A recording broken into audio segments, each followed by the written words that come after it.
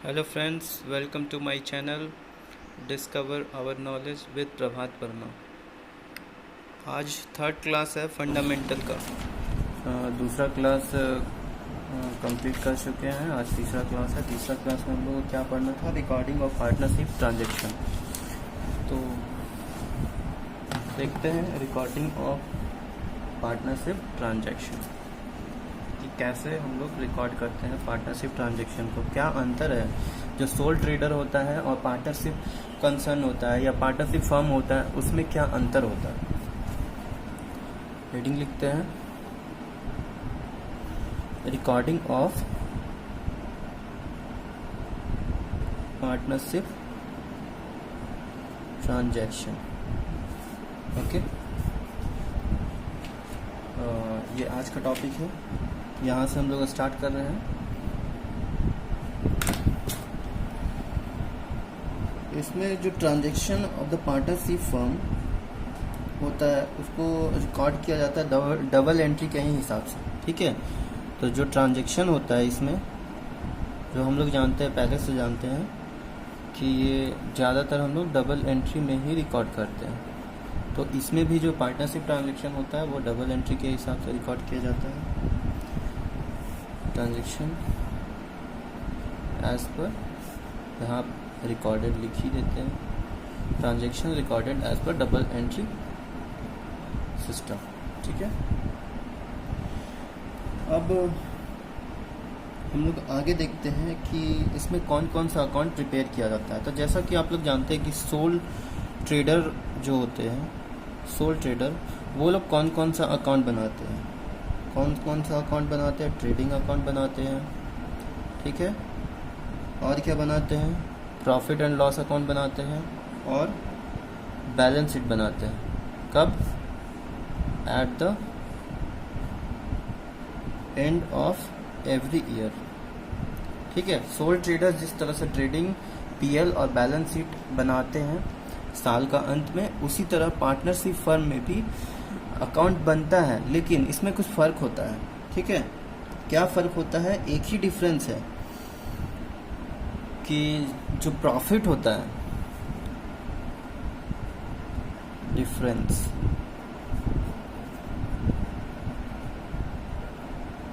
Profit of partnership firm, profit of partnership firm are divided among partners. ठीक है, soul trader में तो profit को बांटा नहीं जाता है, वो सीधा मालिक ले जाता है क्योंकि वो अकेला होता है। लेकिन यहाँ पर पार्टनर्स आ गए, अब पार्टनर्स 2 हैं, 3 हैं, 4 हैं, तो जो प्रॉफिट होता है वो पहले बढ़ जाता है पार्टनर्स में। ठीक है, तो पार्टनर्स में बढ़ जाएगा तो कैसे बटेगा, कहाँ बटेगा, कौन सा अकाउंट में बटेगा? तो हम लोग ये देखेंगे कि यूजुअली इसको कौन सा अकाउंट में हम लोग बांटते हैं। यूजुअली प्रॉफिट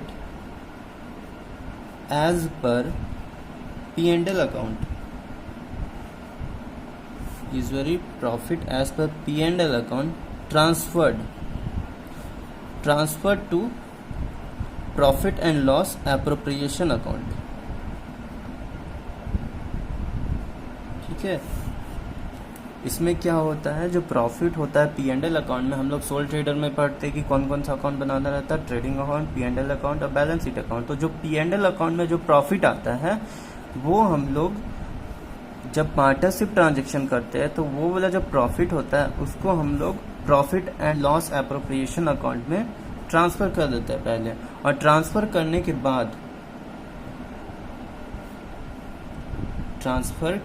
बाद जो भी एंट्रीज होता है जो मालिक से रिलेटेड होता है। ठीक है, P&L एप्रोप्रिएशन एक्चुअली में होता क्या है, ये समझ लीजिए कि मालिक का खाता, ये क्या है, मालिक का खाता। तो मालिक से रिलेटेड जो भी ट्रांजैक्शन होगा वो कहाँ जाएगा? Profit and loss appropriation account में जाएगा। तो कौन कौन सा एंट्री इसमें होता है, कौन कौन सा एंट्री इसमें होता है वो आप देखिएगा। Interest on capital, interest on capital, ये कैपिटल पूंजी है, मालिक का है, ठीक है, तो मालिक से रिलेटेड हुआ कि नहीं हुआ। और इंटरेस्ट ऑन ड्राइंग, और इंटरेस्ट हो गया। अब salary, salary of partner, salary of partner भी कहाँ जाएगा, P&L एप्रोप्रिएशन अकाउंट में जाएगा। और division of profit, division of profit, खास करके ये सारा चीज़ जो हम यहाँ पर लिखे हैं। एक और चीज़ हम लोग कमीशन भी लिख सकते हैं, commission to partner,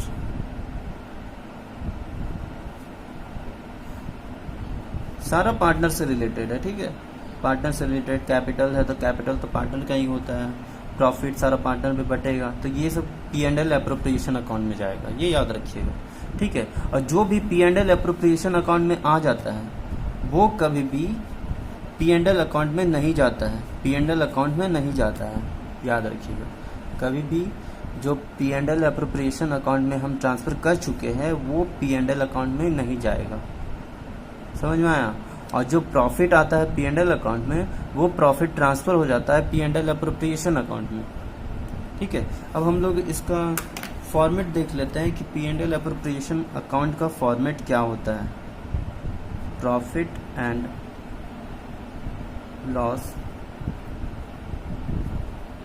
appropriation account, profit and loss appropriation account for the year ended ...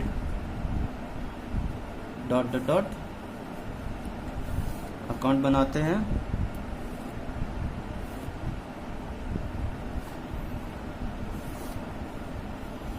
यहाँ पर डेबिट, क्रेडिट, पार्टिकुलर्स, यहाँ रुपीज होता है, यहाँ पर भी पार्टिकुलर्स, ठीक है। अब जो प्रॉफिट एंड लॉस अकाउंट में जो प्रॉफिट आया था वो किस साइड में आया था, इस साइड में आया होगा, तो वहां से प्रॉफिट यहाँ ट्रांसफर होगा, ठीक है।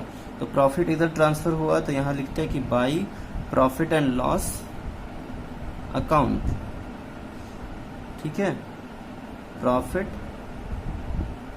ट्रांसफर्ड फ्रॉम, कहाँ से आया है ये, P&L अकाउंट से, तो profit transferred from P&L account, यहाँ पर अमाउंट लिख दीजिए।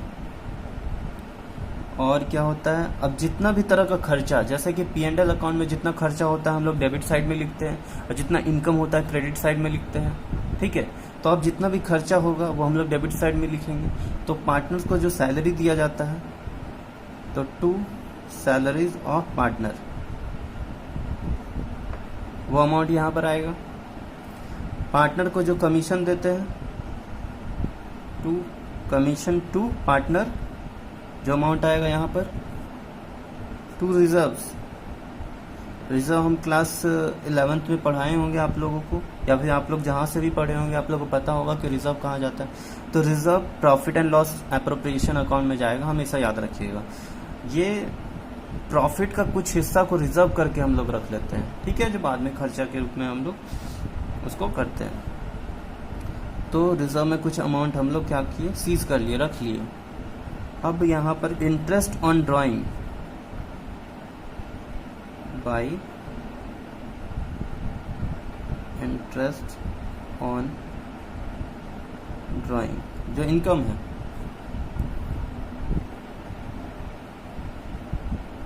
तो इंटरेस्ट ऑन ड्राइंग मान लीजिए अगर 2 पार्टनर है तो ए यहाँ होगा, बी यहाँ पर होगा, ये दोनों का अमाउंट यहाँ आएगा और इसको टोटल करके यहाँ पर लिख देंगे, ठीक है।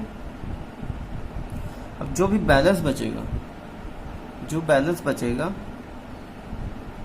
वो प्रॉफिट बचेगा, तो 2 profit transfer to S capital account और बीस कैपिटल अकाउंट। और भी पार्टनर रहेगा तो A B C D E F, जितना भी पार्टनर होगा यहाँ पर जो भी प्रॉफिट रहेगा सब में बढ़ जाएगा, ठीक है। यहाँ एस करेंट अकाउंट भी लिख सकते हैं, बीस करेंट अकाउंट भी लिख सकते हैं, ठीक है।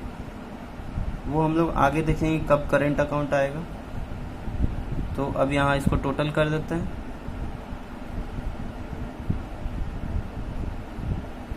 ये हो गया profit and loss appropriation account.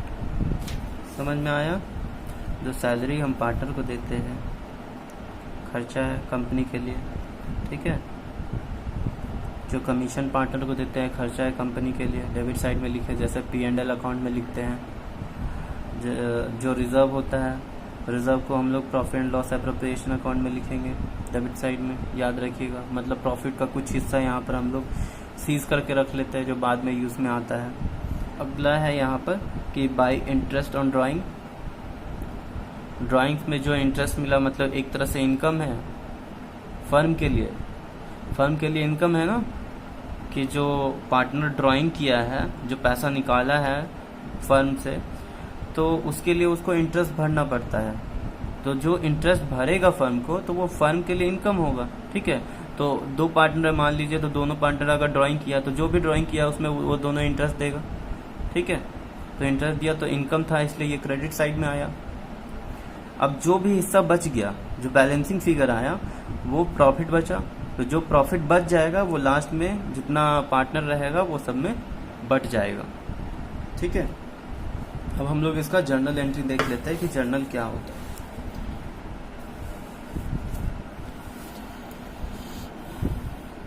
Journal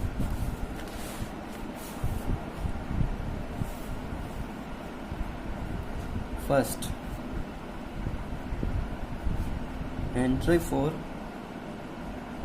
interest on capital. तो कैपिटल में जो इंटरेस्ट अलाउ किया जाता है उसका क्या एंट्री होगा, हम लोग पहला इसके अंदर ये सीखेंगे। On allowing interest on capital, इसका एंट्री होगा interest on capital account debit to partners capital account, ठीक है।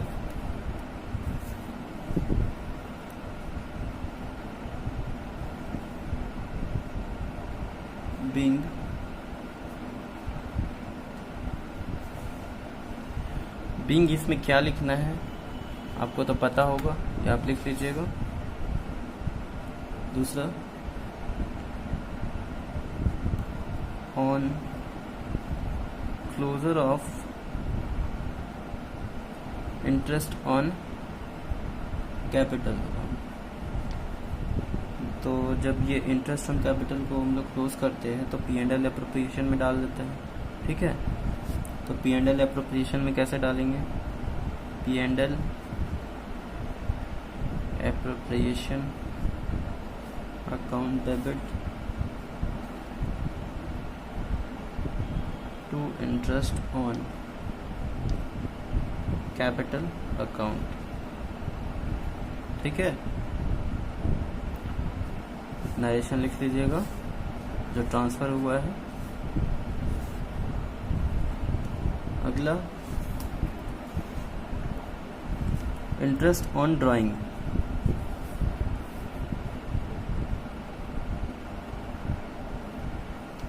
Entry for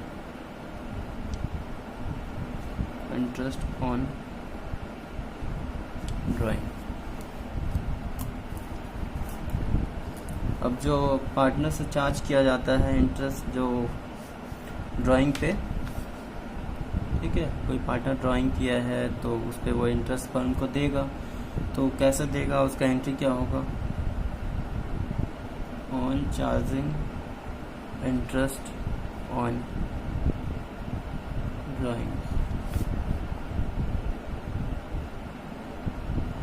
partners capital account debit to interest on drawing. ये हो गया। और जब इसको क्लोज करेंगे तो किस तरह से क्लोज करेंगे? On closure of interest on drawing, closure के टाइम क्या करते हैं, इसको P&L एप्रोप्रिएशन में ट्रांसफ़र कर देते हैं। Interest on drawing account debit to P&L appropriation account. ठीक है, ये दूसरा एंट्री हो गया।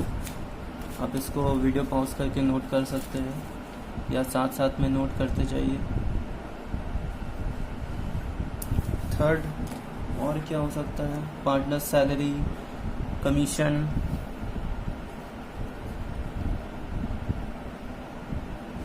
एंट्री फॉर सैलरी,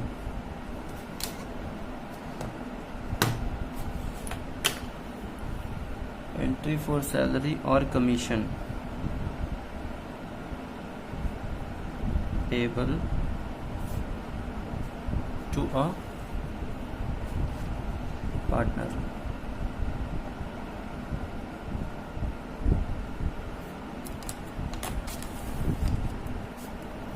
इसमें फर्स्ट नंबर देखते हैं, ऑन अलाउिंग सैलरी और कमीशन टू अ पार्टनर। ठीक है, तो इसका एंट्री क्या होगा, पार्टनर्स सैलरी बोलिए या कमीशन बोलिए, दोनों का सेम एंट्री होगा। पार्टनर सैलरी और commission account debit to partners capital account, to partners capital account. ठीक है,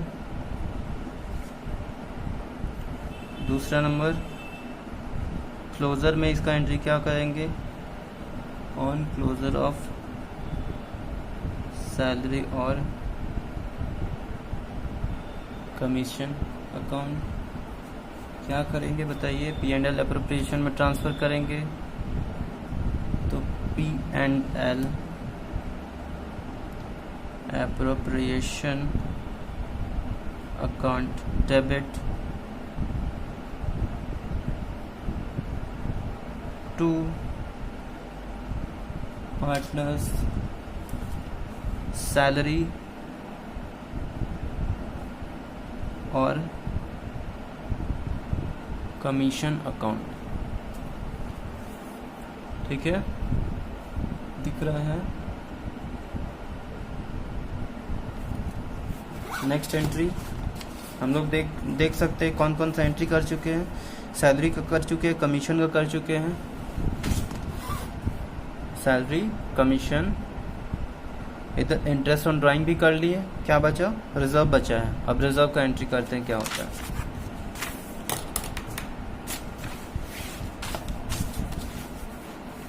फोर्थ नंबर,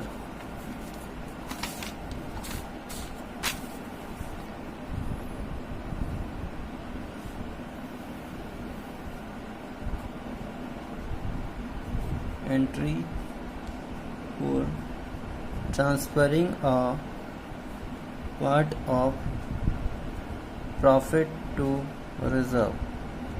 रिजर्व में जो प्रॉफिट का कुछ पार्ट होता है उसको रिजर्व में ट्रांसफ़र कर देते हैं। तो उसका एंट्री क्या होगा, P&L appropriation account debit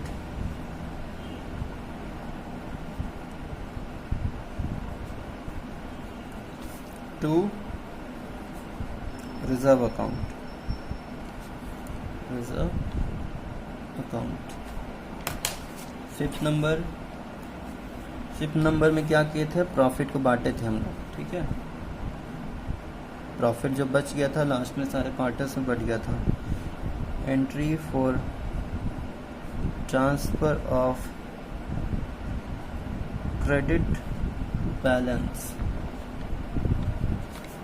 of P&L appropriation account. ये क्या होता है, प्रॉफिट होता है, जो प्रॉफिट को हम लोग बांट देते हैं। किस तरह से बटेगा, प्रॉफिट एंड लॉस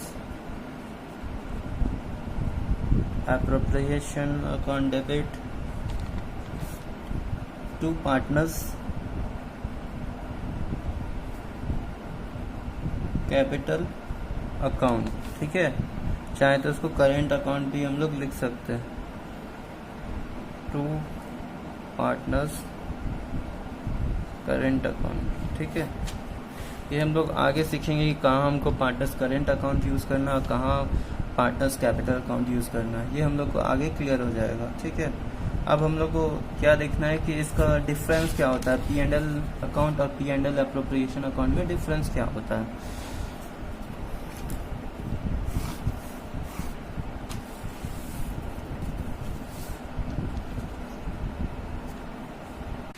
देखिए, P&L अकाउंट और P&L एप्रोप्रिएशन अकाउंट में डिफरेंस क्या होता है। पहला नंबर कि P&L अकाउंट कब बनाया जाता है, तो ये कब बनाया जाता है, after preparing trading account, after preparing trading account and hence it starts with gross profit. ठीक है, ये कहाँ से स्टार्ट होता है, ग्रॉस प्रॉफिट से। लेकिन P&L एप्रोप्रिएशन अकाउंट कब बनता है, ये after preparation of P&L account, after preparation of P&L account and hence starts with net profit. हम लोग को P&L अकाउंट में क्या मिलता है, नेट प्रॉफिट मिलता है। तो P&L अकाउंट बनाने के बाद ही P&L एप्रोप्रिएशन अकाउंट बनता है, क्योंकि अभी हम बताएं कि P&L अकाउंट में जो प्रॉफिट आता है उसी को ट्रांसफ़र कर दिया जाता है P&L एप्रोप्रिएशन अकाउंट में। ठीक है, तो P&L अकाउंट में जो प्रॉफिट आता है उसी को नेट प्रॉफिट बोलते हैं। ठीक है, इसलिए ये कहाँ से स्टार्ट होता है, नेट प्रॉफिट से स्टार्ट होता है। अब दूसरा नंबर, इसको क्यों बनाया जाता है, P&L अकाउंट बनाने का दूसरा कारण क्या हो सकता है, तो it is prepare to ascertain net profit और लॉस। ठीक है, ये क्यों बनाया जाता है, टू असर्टेन नेट प्रॉफिट और नेट लॉस। और ये इसका क्या हो जाता है कारण, it is prepared to distribute, it is prepared to distribute net profit. ठीक है, अमॉन्ग द पार्टनर। इसमें जो नेट प्रॉफिट होता है उसको बांटने के लिए हम लोग P&L एप्रोप्रिएशन अकाउंट को बनाते हैं। ठीक है, जो नेट प्रॉफिट होता है उसको पार्टनर में बांटने के लिए। अभी हम लोग देखें कि P&L एप्रोप्रिएशन अकाउंट में पार्टनर्स का प्रॉफिट को बांटा जाता है। तीसरा कारण क्या होता है, इसका ना ही ओपनिंग बैलेंस होता है और ना ही क्लोजिंग बैलेंस होता है। No opening balance, no closing balance. ठीक है, इसका कारण इसमें क्या होता है, इसमें opening balance as well as closing balance दोनों रहता है। ओपनिंग बैलेंस भी होता है और क्लोजिंग बैलेंस भी होता है।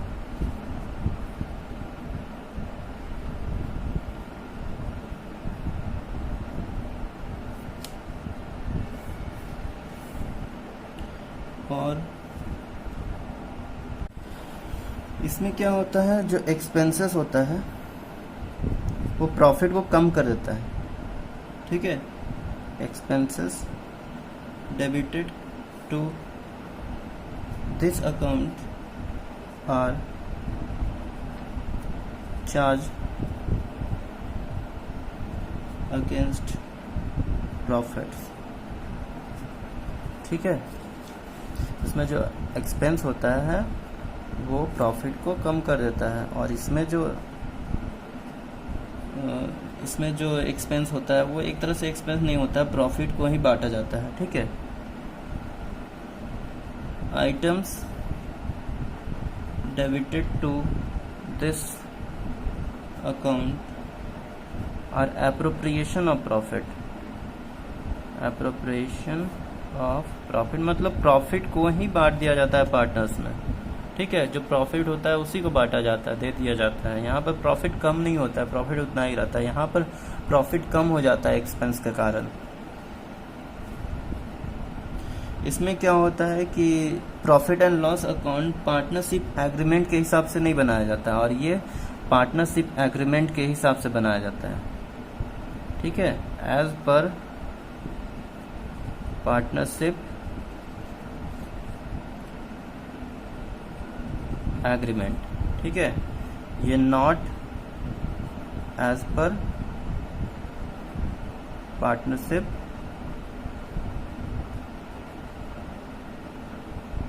एग्रीमेंट, ठीक है। हम थोड़ा शॉर्ट लिख रहे हैं, आप समझ जाइएगा कि ये पार्टनरशिप एग्रीमेंट के हिसाब से नहीं होता है, ये पार्टनरशिप एग्रीमेंट के हिसाब से होता है, ठीक है। लेकिन इसमें एक्सेप्शन भी है, except for interest on loan, ठीक है। Except for interest on loan.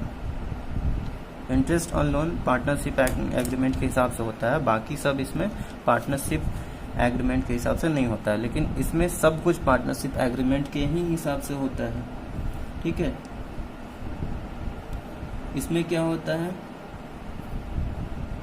अगला point, matching principal is followed, और इसमें matching principal is not followed, ठीक है। पर में यहाँ हम छठा नंबर लिख देते हैं, मैचिंग।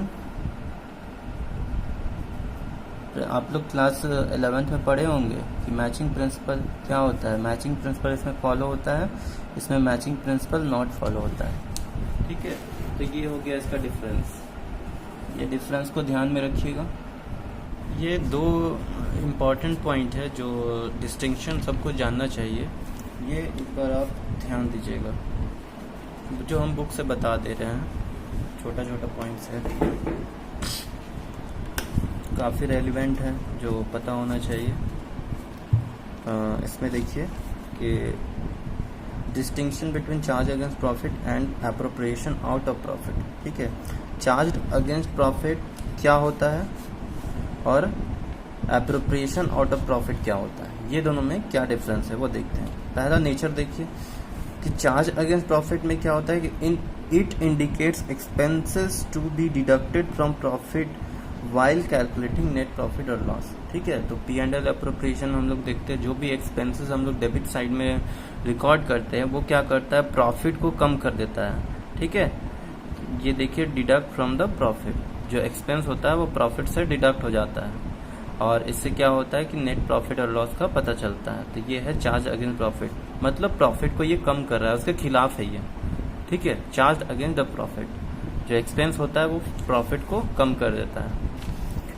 इसमें एप्रोप्रिएशन आउट ऑफ प्रॉफिट में देखिए, it indicates distribution of net profit to various heads, ठीक है।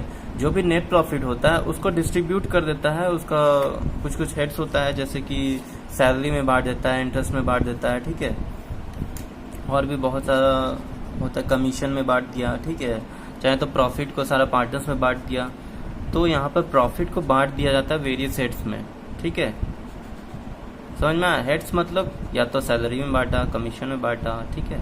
तो कुछ नाम में वो बढ़ जाता है, रिजर्व में बढ़ जाता है।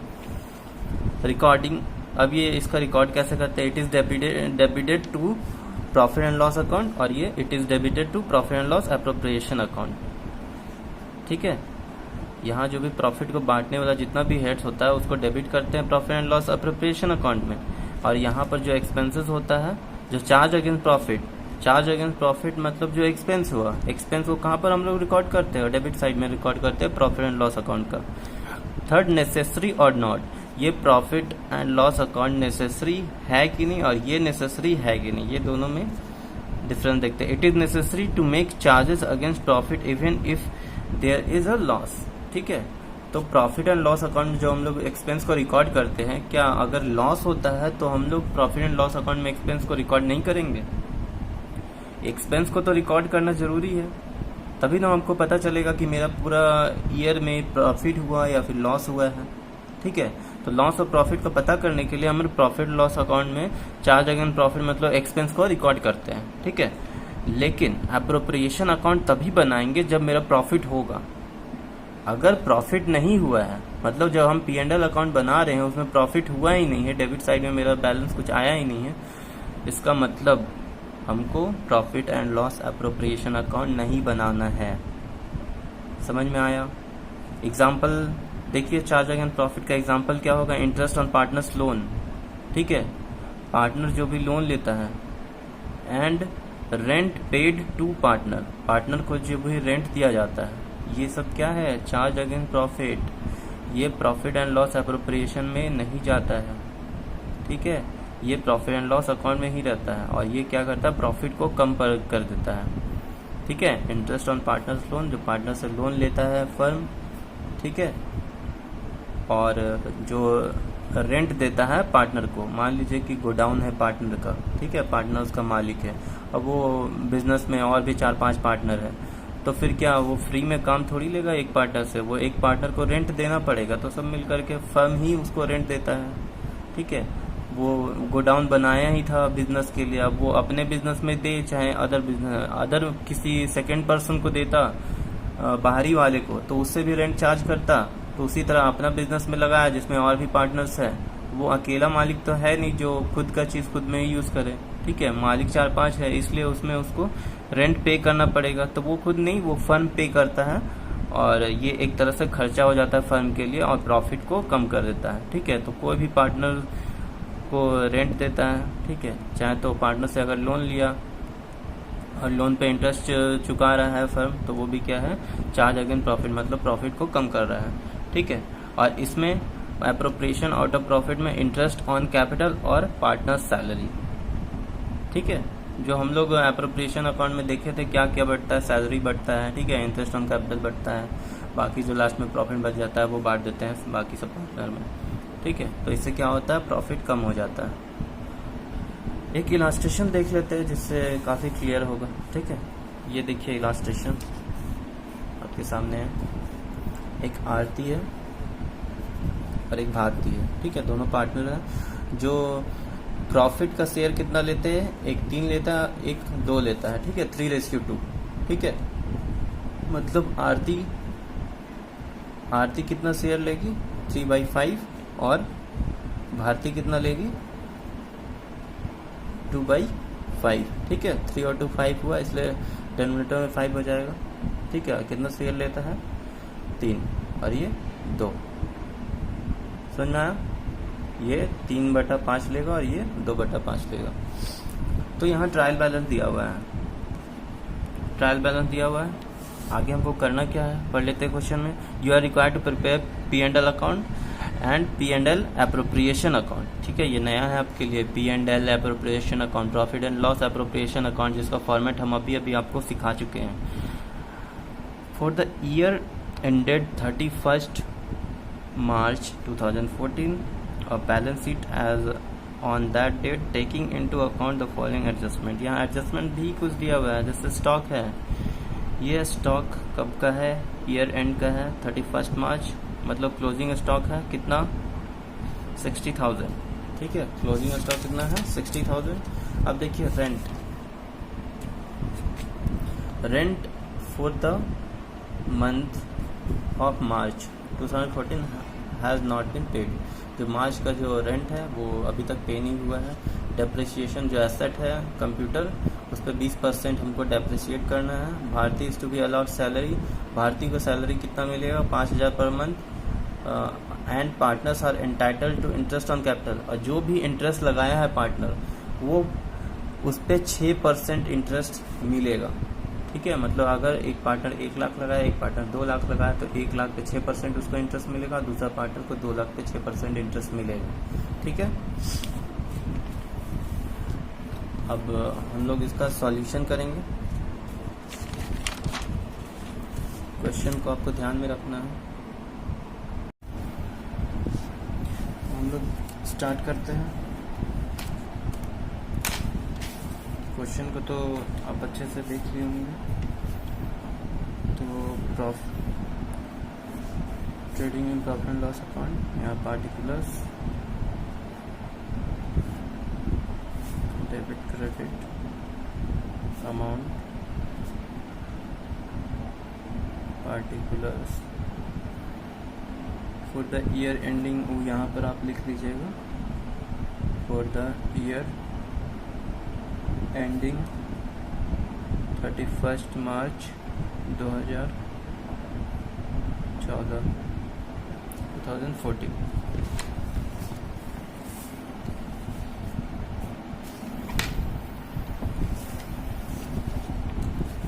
ठीक है, उसमें फर्स्ट में देखे थे कि ओपनिंग बैलेंस था। ठीक है, तो यहाँ पर लिखते हैं opening balance to opening balance कितना था 36,000। और अभी ध्यान रखिए, आप ट्रेडिंग बना रहे हैं तो ट्रेडिंग अकाउंट में पहले ओपनिंग आता है, फिर परचेजेज आता है। परचेजेज में कुछ रिटर्न तो नहीं है, देखिए रिटर्न आउटवर्ड के नाम से उसमें था, हाँ रिटर्न आउटवर्ड है 4,000, तो और परचेजेस कितना है 6,20,000। ठीक है, लेस जो रिटर्न्स है इसमें, रिटर्न्स आउटवर्ड कितना 4,000, माइनस कर देंगे कितना हो जाएगा 16,000। और क्या आएगा इसमें, debtors, sundry debtors balance sheet में जाएगा, computer balance sheet, rent PL में जाएगा, सैलरी है पीएल में जाएगा, लैंड बिल्डिंग नहीं जाए बैलेंस शीट में जाएगा, वेजेस का, हाँ वेजेस आ जाएगा यहाँ पर, वेजेस हो चाहे वेजेस एंड सैलरीज हो आएगा, ट्रेडिंग अकाउंट में वो आएगा। और तो कोई आइटम नहीं बचा है इधर। बाई सेल्स में रिटर्न्स है, returns inward less returns inward, return inward कितना है 12,000 और सेल्स कितना है 9,40,000। 9,40,000 में 12,000 सेपरेट करेंगे तो नेट सेल कितना आ जाएगा 928,000।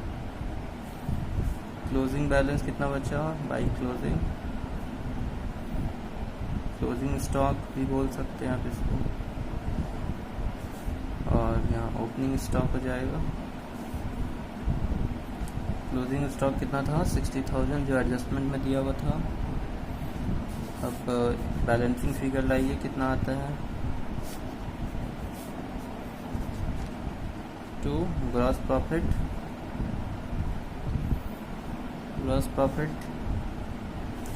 यहाँ पर ग्रॉस प्रॉफिट आ जाएगा पीएल अकाउंट में। ठीक है, 3,20,000 टोटल है 988 3,20,000। बैलेंस बीडी ब्रॉट डाउन, यहाँ फर्स्ट में रेंट था, रेंट कितना था, रेंट था 22,000 फॉर 11 मंथ, 22,000 फॉर 11 मंथ। ठीक है, एडजस्टमेंट में कुछ दिया था रेंट का कि rent for March 2014 has not been paid, मतलब मार्च का अभी तक पे नहीं हुआ है। ठीक है, तो उसको तो बाद में देखेंगे, अभी तो इसमें हम लोग 11 मंथ का ये इतना है, मतलब आउटस्टैंडिंग 1 महीना का बाकी है। तो ऐड आउटस्टैंडिंग रेंट कितना हो जाएगा, अगर 11 मंथ का है 22,000 अगर 11 मंथ का है तो 1 मंथ का कितना हो जाएगा 2,000 हो जाएगा। तो ये यहाँ पर 2,000 हम लोग ऐड कर देंगे, कितना हो जाएगा 24,000। सैलरी टू स्टाफ, देखिए कितना है सैलरी, स्टाफ को कितना दिया 1,20,000। और क्या है जनरल चार्जेस, कितना 30,000। अगला और कुछ तो नहीं है। डेप्रिसिएशन एक था जो एडजस्टमेंट में था। डेप्रिसिएशन टू कंप्यूटर कितना था? 20%। कंप्यूटर का वैल्यू कितना है? 50,000। तो 50,000 का 20% कितना हो जाएगा? 10,000। और कोई आइटम? अब इंटरेस्ट हो गया, एक इंटरेस्ट बचा हुआ है जो क्रेडिट बैलेंस है, मतलब ये इनकम है। तो बाई इंटरेस्ट कितना? 1,000 हो गया। सारा बैलेंस, सारा एंट्री हो चुका है। नेट प्रॉफिट जो हम लोग क्या करेंगे, ट्रांसफ़र कर देंगे to P&L appropriation account.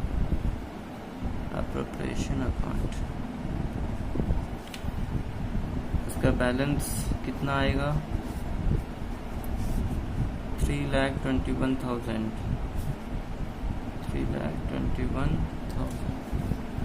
Balance, ये बैलेंसिंग फिगर कितना आ जाएगा? 137,000।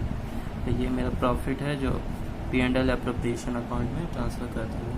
अब हम लोग बनाएंगे P&L appropriation account.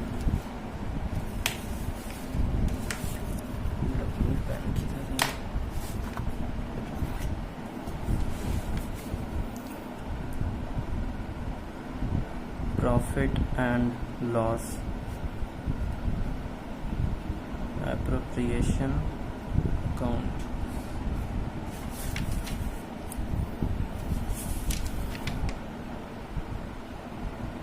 For the year ended 31st March 2014। ये क्वेश्चन से हम लोग क्या सीख रहे हैं? P&L एप्रोप्रिएशन अकाउंट बनाना सीख रहे हैं, जो हमारे लिए बिल्कुल न्यू है।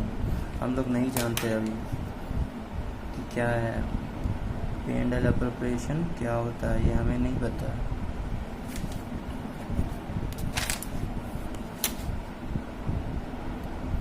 तो किस तरह से बनता है, ये फर्स्ट टाइम आप देख रहे हैं, थोड़ा ध्यान से देखिएगा। इसका फॉर्मेट हम आपको बता चुके हैं। फॉर्मेट अगर नहीं याद है उसको एक बार फिर से आप देख लीजिए, रिकॉल कर लीजिए। क्या होता है P&L एप्रोप्रिएशन अकाउंट? उसमें मालिकों का खाता, सिर्फ मालिकों से रिलेटेड जो भी खर्चा होता है वो उसमें जाता है। मालिकों से रिलेटेड जो भी इनकम होता है वो उसमें जाता है। जो प्रॉफिट कम नहीं करता है, प्रॉफिट बढ़ता है वहाँ पर। ये हो गया डेबिट, ये हो गया क्रेडिट। हम लोग क्वेश्चन में ही देखे थे एडजस्टमेंट में क्या लिखा हुआ था।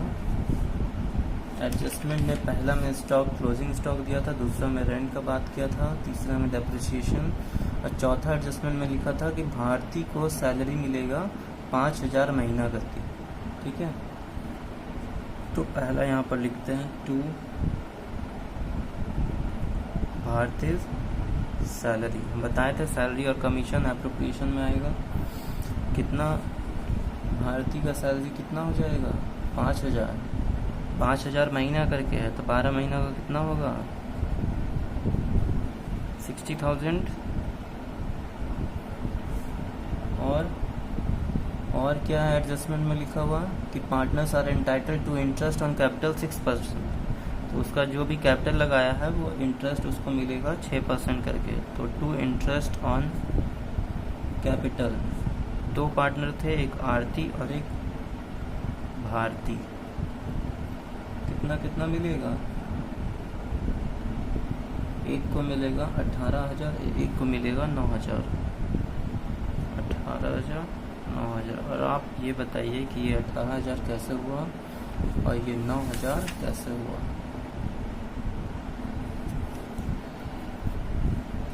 आरती कैपिटल कितना था? आरती का कैपिटल आप अगर ये ट्रायल बैलेंस देखेंगे, क्वेश्चन में देखते हैं तो वहाँ पर आरती का कैपिटल लिखा हुआ है 3 लाख। ठीक है, आरती का कैपिटल कितना है? 3 लाख। और भारती का कैपिटल कितना है? 1.5 लाख। तो अगर आप 3 लाख का 6% निकालते हैं तो कितना हो जाएगा? 18,000 हो जाएगा। ये 3 लाख का 6% और 1.5 लाख का 6%, कितना हो जाएगा? 9,000 हो जाएगा। 18,000 और 9,000 टोटल ये दोनों का कितना हो जाएगा? 27,000। और यहाँ जो बैलेंस यहाँ से इसमें ट्रांसफ़र हुआ था वो पहले यहाँ पर लिखना है आपको, by net profit transferred from P&L account, कितना आ जाता है? 137,000। अब जो बैलेंस अमाउंट बच जाता है वो प्रॉफिट होता है। जनरल रिजर्व का कुछ बात नहीं किया इसलिए जनरल रिजर्व यहाँ पॉइंट नहीं आया है। तो प्रॉफिट ट्रांसफर टू किसमें बटेगा? आरतीज कैपिटल अकाउंट और आरतीज कैपिटल अकाउंट, ये दोनों को कैपिटल अकाउंट में चला जाएगा। कितना जाएगा? तो आपको देखना है कि इसका प्रॉफिट शेयरिंग रेशियो कितना था। क्वेश्चन का शुरुआत में ही बताया था कि 3/5 और 2/5 कैसे हुआ था? 3:2 था, ठीक है। ये 3:2 था, तो आरती कितना हो गया? 3/5 और भारती का 2/5। ये दोनों इतना शेयर लेगा। इसका बैलेंसिंग फिगर कितना आ रहा है? 50,000 आ रहा है। 50,000 बैलेंसिंग फिगर। तो 50,000 को हम लोग बांटेंगे 3/5। 50,000 का 3/5 कितना होगा? 30,000। तो आरती में चला जाएगा 30,000 और इसका 2/5 20,000, ठीक है। ये 50,000 कैसे आया? बैलेंस आया, ठीक है। ये दोनों को जोड़े, इसमें घटा दिए, तो जो बैलेंस आया वो 50,000 था। अब ये 50,000 जो प्रॉफिट बच गया है, ये प्रॉफिट दोनों पार्टनर अपना लेके चल जाएगा। तो कितना लेगा? एक 3/5 लेगा और एक 2/5 लेगा, ठीक है। इसका टोटल कर देते हैं, कितना है? 137,000 और ये 137,000, ठीक है। ये बन गया P&L account, P&L appropriation account. अब बैलेंस शीट अपने को बनाना है।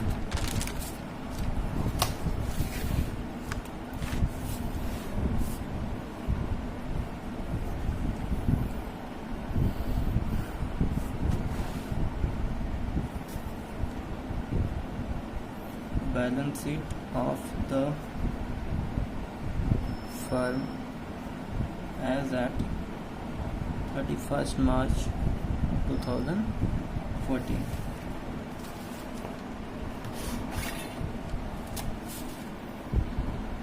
फटाफट लाइन खींच ले।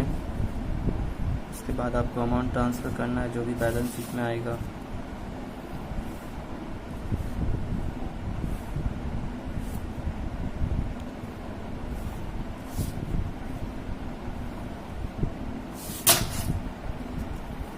इधर लायबिलिटीज, अमाउंट, एसेट्स और अमाउंट। बैलेंस में सबसे पहले इधर सन्ड्री क्रेडिटर्स कितना है? 43,000। आप क्वेश्चन में देख सकते हैं सन्ड्री क्रेडिटर्स कितना है। क्वेश्चन एक बार आप देखिए ध्यान से, आपको सन्ड्री क्रेडिटर्स के बारे में पता चला जाएगा कितना है। अगला लायबिलिटी क्या होगा? आउटस्टैंडिंग रेंट कितना था? 2,000 कैसे था? यहाँ पर देखिए 2,000 आउटस्टैंडिंग रेंट कैसे निकाले थे। ये 2,000 यहाँ पर लिखिए क्योंकि ये लायबिलिटी है। अगला और क्या आएगा लायबिलिटी में? चलिए इससे पहले एसेट कंप्लीट कर लेते हैं। एसेट में सबसे ज़्यादा लिक्विडिटी रेशियो जिसका होता है तो cash at bank, cash in hand नहीं दिया हुआ इसलिए कैश एट बैंक लिख देते हैं। कैश एट बैंक कितना है? क्वेश्चन देखिए 25,000।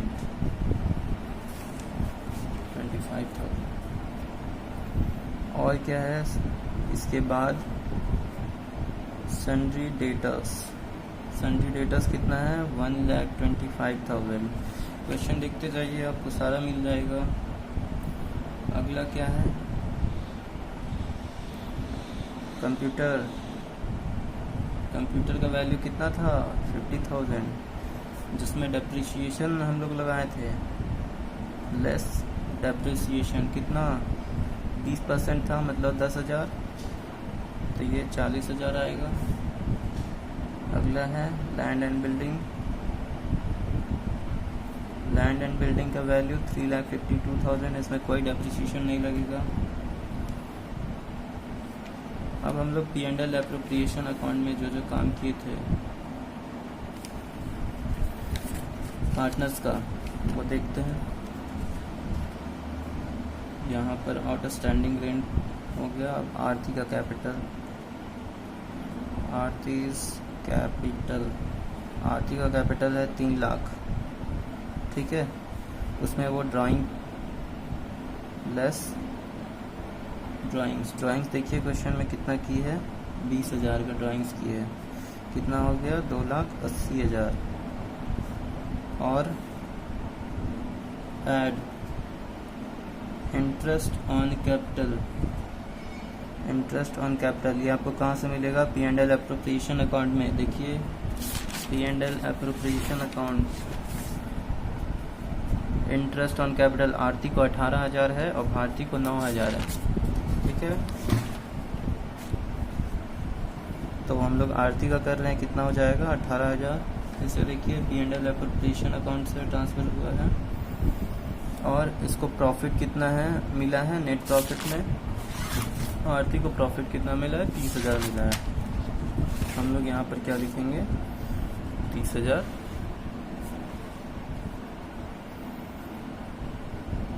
नेट प्रॉफिट क्या करेंगे ऐड कर देंगे। तो टोटल आरती का कैपिटल अब कितना होता है, ऐड कीजिए 2,80,000, 18,000, 30,000, कितना हो जाएगा 2,80,000, 18,000 और 30,000, 3,28,000 हो जाता है। इसी तरह आपको भारती का कैपिटल लिखना है, भारतीज कैपिटल, ठीक है। पहले क्वेश्चन में देखिए भारती का इनिशियल कैपिटल कितना है, वो कितना लगाई थी, बिजनेस में कितना कैपिटल लेके आई थी 1.5 लाख लेके आई थी। और उसने ड्राइंग्स कितना किया था, कितना निकाला था बिजनेस से, ड्राइंग्स 10,000, 1,40,000। अब उसका कैपिटल बचा जिसमें उसको सैलरी मिलता है, ठीक है। सैलरी 5,000 पर मंथ करके मिला था, उसको हम लोग P&L एप्रोप्रिएशन अकाउंट में लिखे हैं, देख सकते हैं कितना 60,000 क्या है सैलरी है। और क्या मिला है इंटरेस्ट ऑन कैपिटल कितना मिला था 9,000। और क्या मिला था net profit P&L appropriation account, देखिए नेट प्रॉफिट इसका कितना है 20,000, 1,40,000, 60,000, 9,000 और 20,000 जोड़ेंगे कितना हो जाएगा 2,29,000। अब देखिए बैलेंस टैली करता है या नहीं करता है, बिल्कुल ऑब्वियसली टैली करेगा, हमने सारा सही बनाया है। 6,02,000। अब आपको समझ में आया कैसे बनाना है। अगर आपको नहीं समझ में आया प्लीज़ कमेंट करें, सजेस्ट करें आपको किस तरह से समझ में आता है। वीडियो मैंने स्लो बनाया है, तो आप चाहें तो आप इसको फास्ट कर सकते हैं, क्योंकि हर तरह के स्टूडेंट्स हैं, किन्हीं को फास्ट नहीं समझ में आता है, किन्हीं को स्लो नहीं समझ में आता है। तो आप अपने अकॉर्डिंग वीडियो को बढ़ा सकते हैं या स्लो भी कर सकते हैं। एक क्वेश्चन मैंने बनवा दिया, एक क्वेश्चन अब आगे का नेक्स्ट क्लास में देखते हैं। Thank you for watching.